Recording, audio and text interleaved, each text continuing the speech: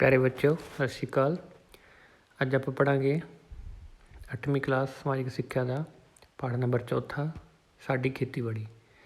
पाठ नंबर 3 अपने सिलेबस के विचों कट दिता गया है। आप अज करांगे पाठ नंबर 4 साडी खेतीबाड़ी। पहला प्रश्न, खेतीबाड़ी तो की भाव है।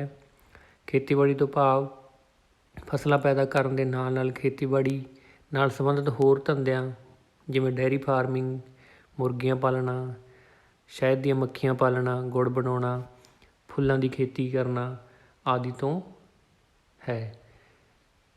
याद रखना है खेतीबाड़ी तो भाव कला खेतीबाड़ी करन तो नहीं है। खेतीबाड़ी के नाल नाल डेयरी फार्मिंग, मुर्गियां पालना, शहद ਦੀਆਂ मक्खियां पालना, गुड़ बनाना, फुल्लां की खेती करना मतलब कि होर सहायक धंधे करना खेतीबाड़ी कहाउंदा है। ठीक है बच्चों। अगला प्रश्न है, खेतीबाड़ी नूं किहड़े-किहड़े तत्त प्रभावित करते हैं। खेतीबाड़ी नूं निम्नलिखित तत्त ने जिहड़े प्रभावित करते हैं, जिवें किसी स्थान की जलवायु किस तरह की है, धरातल किहो जी है, मिट्टी की किस्म किस तरह की है, सिंचाई की सहूलत किस तरह की है, जां फिर खेती करन दे ढंग किस तरह के ने, मंडी दीयां सहूलतां जां आवाजाही किस तरह की है। ये जिहड़े सारे तत्त ने ये साडी खेतीबाड़ी नूं प्रभावित करते हैं। ठीक है बेटा, जिवें आपां पढ़िया सी भी जिहड़ी काली मिट्टी हैगी उहदे विच काहदी फसल ज़्यादा हुंदी हैगी, कपाह की फसल ज़्यादा हुंदी है। ठीक है, इस तरह ये जिहड़े तत्त ने ये खेतीबाड़ी नूं प्रभावित करने वाले तत्त हैं। अगला प्रश्न आउंदा है, अनाज फसलों के नाम दसो। पंजाब दे विच ज़्यादातर असीं अनाज फसलां ही उगाउंदे हां। ठीक है, जिन्हां दे विच चावल, कणक, मक्की, जौ, बाजरा, जवार, दालां ਅਤੇ तिल वाले बीज आदि अनाज फसलां ਹਨ। ठीक है बेटा, चावल, कणक, मक्की, जौ, बाजरा, जवार, दालां ਅਤੇ तिलों वाले बीज आदि ये सारे की ने अनाज फसलां ਹਨ। अगला प्रश्न है, कद्दू करना किस नूं कहंदे ਹਨ। बेटा ਜਦੋਂ ਆਪਾਂ ਚੌਲ ਲਗਾਉਣੇ ਸ਼ੁਰੂ ਕਰਦੇ ਹਾਂ ਤਾਂ ਖੇਤਾਂ ਨੂੰ ਵਾਹ ਕੇ ਉਹਦੇ ਵਿੱਚ ਪਾਣੀ ਲਾ ਕੇ ਉਸਨੂੰ ਆਪਾਂ ਵਾਹੁੰਦੇ ਹਾਂ। ਉਸ ਤੋਂ ਬਾਅਦ ਉਹਦੇ ਸੁਹਾਗਾ ਮਾਰਦੇ ਹਾਂ ਤਾਂ ਇਸ ਨਾਲ ਅਸੀਂ ਜਿਹੜਾ ਵਾਹਣ ਤਿਆਰ ਕਰਦੇ ਹਾਂ ਝੋਨਾ ਲਾਉਣ ਦੇ ਲਈ, ਤਾਂ ਉਸਨੂੰ ਅਸੀਂ ਕੀ ਕਹਿੰਦੇ ਹੈਗੇ, ਕੱਦੂ ਕਰਨਾ।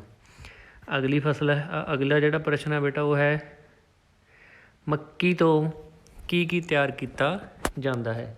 ਮੱਕੀ ਤੋਂ ਬੇਟਾ ਗਲੂਕੋਜ਼, ਸਟਾਰਚ, ਅਲਕੋਹਲ, वनस्पति तेल आदि तैयार किया जाता है। मक्की तो ग्लूकोज, स्टारच, अल्कोहल, वनस्पति तेल तैयार किया जाता है। अगला प्रश्न है, रेशे की लंबाई के आधार पर कपाह किहड़ियां किस्मां की हो सकती है। रेशे की लंबाई ते कपाह किहड़ियां किस्मां की हो सकती है। रेशे के आधार पर कपाह लंबे रेशे वाली कपाह, मध्य रेशे वाली कपाह, छोटे रेशे वाली कपाह। इसनूं असीं 3 श्रेणियां दे विच वंडदे हां, लंबे रेशे वाली कपाह, मध्य रेशे वाली कपाह अते छोटे रेशे वाली कपाह। ठीक है बेटा, याद रखना। अगला प्रश्न है, पटसन तो किहड़ियां चीज़ां बनाईयां जा सकदियां हन। पटसन तो किहड़ियां चीज़ां बनाईयां जा सकदियां हन। पटसन की वरतों तो असीं रस्से, बोरियां, टाट आदि बनाउंदे हां। याद रखना पुत्त, रस्से, बोरियां ਅਤੇ टाट असीं पटसन तो ਤਿਆਰ ਕਰਦੇ ਹਾਂ। अगला प्रश्न है, ਚਾਹ ਦਾ ਪੌਦਾ किस तरह ਦਾ ਹੁੰਦਾ ਹੈ। ਚਾਹ ਦਾ ਪੌਦਾ ਪੁੱਤ ਝਾੜੀਆਂ ਦੀ ਤਰ੍ਹਾਂ ਹੁੰਦਾ ਹੈ। ਠੀਕ ਆ, ਚਾਹ ਦਾ ਪੌਦਾ ਇੱਕ ਝਾੜੀ ਵਰਗਾ ਹੁੰਦਾ ਹੈ। ਨੈਕਸਟ ਪ੍ਰਸ਼ਨ ਹੈ, ਕੌਫੀ ਦੀਆਂ ਕਿਸਮਾਂ ਦੇ ਨਾਮ ਲਿਖੋ। कॉफ़ी दियाँ किस्मां के नाम लिखो। पहली किस्म है अरेबिक, दूजी हैगी है रोबस्टा, तीसरी हैगी है लाइब्रेका। ठीक है, ये याद रखनियां ने, अरेबिक, रोबस्टा, लाइब्रेका। ये 3 जिहड़ियां किस्मां ने कॉफ़ी दियां तुसीं ये याद रखनियां ने। अगला प्रश्न पुत्त वड्डा प्रश्न हैगा जिहड़ा आपां सारिਆਂ ने ध्यान नाल करना है, जिहदे विच प्रश्न है, खेती दियां ਕਿਸਮਾਂ ਦੇ ਨਾਮ ਦੱਸ ਕੇ ਸੰਘਣੀ ਖੇਤੀ ਅਤੇ ਵਿਸ਼ਾਲ ਖੇਤੀ ਵਿੱਚ ਅੰਤਰ ਲਿਖੋ। ਖੇਤੀ ਦੀਆਂ ਕਿਸਮਾਂ ਦੇ ਨਾਮ ਦੱਸ ਕੇ ਸੰਘਣੀ ਅਤੇ ਵਿਸ਼ਾਲ ਖੇਤੀ ਵਿੱਚ ਅੰਤਰ ਸਪਸ਼ਟ ਕਰਨਾ ਹੈ। ਖੇਤੀ ਦੀਆਂ ਕਿਸਮਾਂ ਹਨ ਸਥਾਈ ਖੇਤੀ, ਸਥਾਨਾਂਤਰ ਖੇਤੀ, ਖੁਸ਼ਕ ਖੇਤੀ, ਗਿੱਲੀ ਖੇਤੀ, ਸੰਘਣੀ ਖੇਤੀ ਅਤੇ ਵਿਸ਼ਾਲ ਖੇਤੀ। ਸੰਘਣੀ ਖੇਤੀ ਪੁੱਤ ਉਹ ਹੁੰਦੀ ਹੈ ਜਦੋਂ ਥੋੜ੍ਹੀ ਜ਼ਮੀਨ ਵਿੱਚੋਂ ਖਾਦਾਂ ਅਤੇ ਸਿੰਚਾਈ ਦੀ ਵਰਤੋਂ ਨਾਲ ਬਹੁਤ ਜ਼ਿਆਦਾ ਝਾੜ ਲੈਣ ਦੀ ਕੋਸ਼ਿਸ਼ ਕੀਤੀ ਜਾਂਦੀ, ਉਸ ਨੂੰ ਅਸੀਂ ਸੰਘਣੀ ਖੇਤੀ ਕੀਤੀ ਜਾਂਦੀ। ਜਿਵੇਂ ਪੰਜਾਬ ਦੇ ਵਿੱਚ ਅੱਜ ਕੱਲ੍ਹ ਅਸੀਂ ਸੰਘਣੀ ਖੇਤੀ ਜ਼ਿਆਦਾ ਕਰਦੇ ਹਾਂ। ਅਗਲਾ ਪ੍ਰਸ਼ਨ ਹੈ ਬੇਟਾ ਵਿਸ਼ਾਲ ਖੇਤੀ। ਜਦੋਂ ਕਿਸਾਨਾਂ ਕੋਲ ਜ਼ਮੀਨਾਂ ਦਾ ਆਕਾਰ ਵੱਡਾ ਹੋਵੇ ਤਾਂ ਖੇਤੀ ਮਸ਼ੀਨਾਂ ਅਤੇ ਹੈਲੀਕਾਪਟਰਾਂ ਦੀ ਮਦਦ ਨਾਲ ਕੀਤੀ ਜਾਵੇ, ਉਸ ਨੂੰ ਅਸੀਂ ਕੀ ਕਹਿੰਦੇ ਹਾਂ? ਵਿਸ਼ਾਲ ਖੇਤੀ ਕਹਿੰਦੇ ਹਾਂ। ਸਮਝ ਆ ਗਈ ਬੇਟਾ?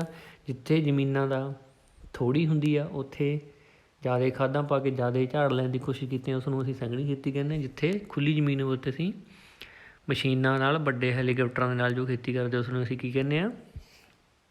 ਵਿਸ਼ਾਲ ਖੇਤੀ ਕਹਿੰਦੇ ਹਾਂ। ਅਗਲਾ ਪ੍ਰਸ਼ਨ ਹੈ ਪੰਜਾਬ ਵਿੱਚ ਕਪਾਹ ਦੀ ਖੇਤੀ 'ਤੇ ਇੱਕ ਨੋਟ ਲਿਖੋ। ਠੀਕ ਆ। ਪੰਜਾਬ ਵਿੱਚ ਬਠਿੰਡਾ, ਫਰੀਦਕੋਟ, ਫਿਰੋਜ਼ਪੁਰ, ਸੰਗਰੂਰ ਆਦਿ ਜ਼ਿਲ੍ਹੇ ਕਪਾਹ ਦੀ ਪੈਦਾਵਾਰ ਲਈ ਪ੍ਰਸਿੱਧ ਹੈ।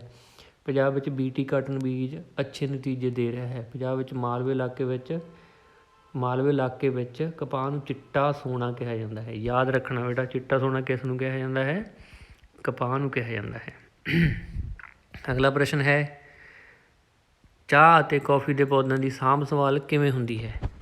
ਚਾਹ ਅਤੇ ਕੌਫੀ ਦੇ ਪੌਦਿਆਂ ਦੀ ਸਾਂਭ ਸੰਭਾਲ ਕਿਵੇਂ ਹੁੰਦੀ ਹੈ?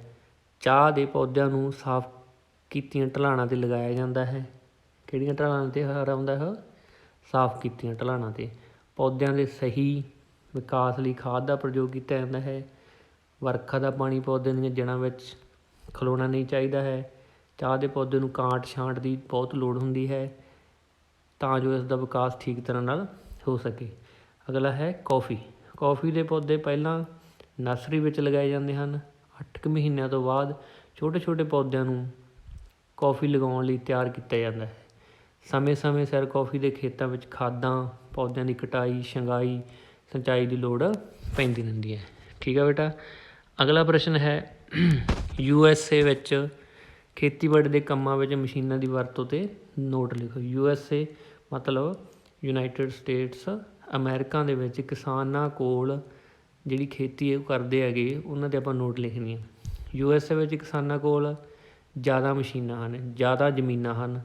ਠੀਕ ਆ। ਖੇਤਾਂ ਦਾ ਆਕਾਰ ਬਹੁਤ ਵੱਡਾ ਹੈ, ਇਸ ਲਈ ਮਸ਼ੀਨਾਂ ਦਾ ਜ਼ਿਆਦਾ ਇਸਤੇਮਾਲ ਕੀਤਾ ਜਾਂਦਾ ਹੈ। ਫਸਲ ਦੀ ਬਿਜਾਈ ਤੋਂ ਲੈ ਕੇ ਫਸਲ ਨੂੰ ਮੰਡੀ ਜਾਂ ਸਟੋਰਾਂ ਤੱਕ ਲੈ ਕੇ ਜਾਣ ਦਾ ਸਾਰਾ ਕੰਮ ਮਸ਼ੀਨਾਂ ਤੋਂ ਲਿਆ ਜਾਂਦਾ ਹੈ। ਖੇਤੀ ਕਰਨ ਲਈ ਹੈਲੀਕਾਪਟਰਾਂ ਜਾਂ ਜਹਾਜ਼ਾਂ ਦੀ ਵਰਤੋਂ ਕੀਤੀ ਜਾਂਦੀ ਹੈ। ਠੀਕ ਹੈ ਬੇਟਾ।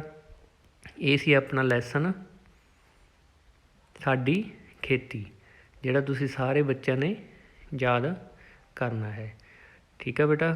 ਚੰਗੀ ਤਰ੍ਹਾਂ ਇਸ ਨੂੰ ਪੜ੍ਹਨਾ ਹੈ, 2-3 ਵਾਰੀ ਵੀਡੀਓ ਦੇਖਿਓ, ਉਸ ਤੋਂ ਬਾਅਦ ਤੁਹਾਨੂੰ ਵਧੀਆ ਤਰੀਕੇ ਨਾਲ ਇਹ ਲੈਸਨ ਆ ਜਾਊਗਾ। ਧੰਨਵਾਦ।